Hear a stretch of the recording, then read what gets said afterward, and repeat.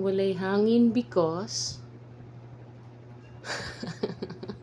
balay na po yung blade, di ba? Guys, na.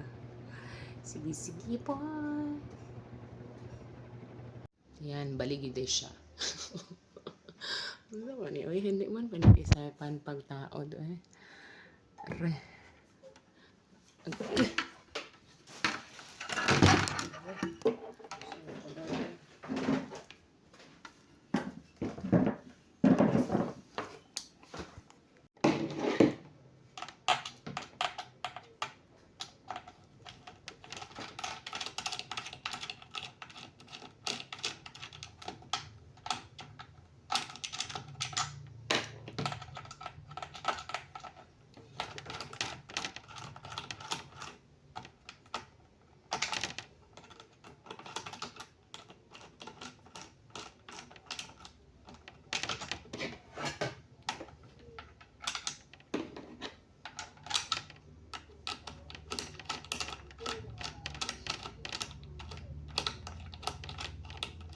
Kadungdungan ni na nagpalit ko fan.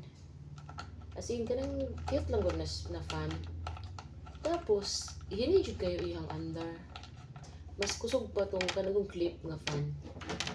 But then later on, after almost a year of using, ito pa na ako na-realize na actually something wrong sa mo ang fan na napalit. Kay sa mall gid sugod kay siya magkatong sample ba ko sugay niya pag-abot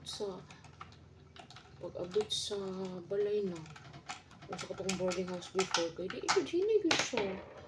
Yung auto feeling ako kay nagansi na pud ko niya. As in almost a year na ko na-realize nga bali day ang blade bantog di ay murag mas kusog ang patalikod sa ba wala na ko siya na-realize kay wala lagi ko enough knowledge or learning ani. So akong gibuhat ato nga time kay gipa-assemble na ko siya sa assistant dito sa katong tigbantay dito ba di ba naman ay mag-assist sa mall ng mga sales person. So gipa-assemble na ko sa iya ha.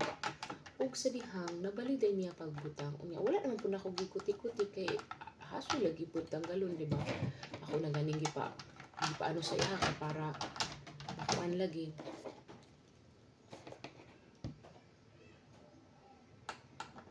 So mo to.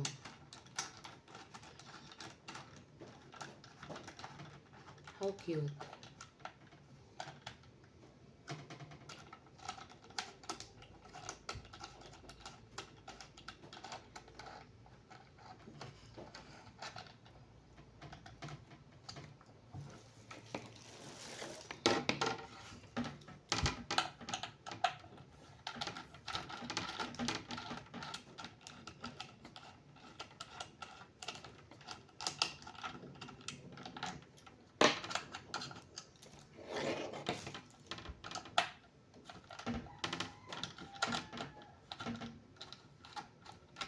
Ayun, nabali na po ako sa taod. Kaya wala na po ako isip. Ako po yung pang inayo.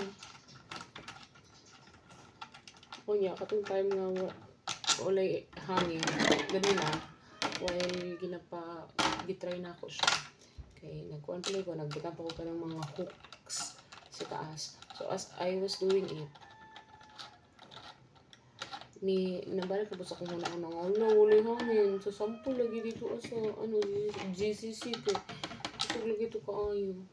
So, yung automatic, nag-flashback sa ako kung nahitabo ato ako ang electric fan na almost a year pa na mo siya fully na-utilize ang iyong capacity kay ito lagi kinabali ang blade. Diba? Joker. So, yan. I'm done. Yay! Yun na. Wait lang. Tawad siya na ko ha.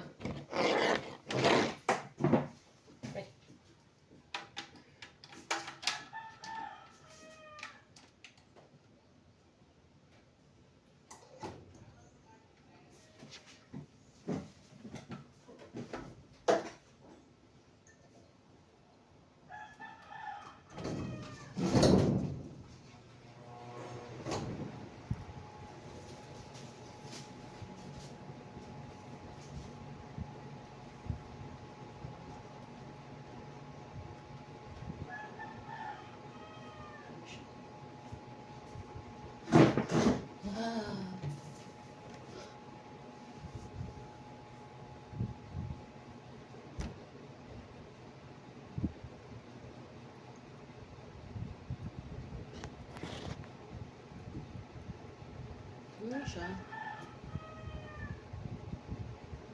Okay lang.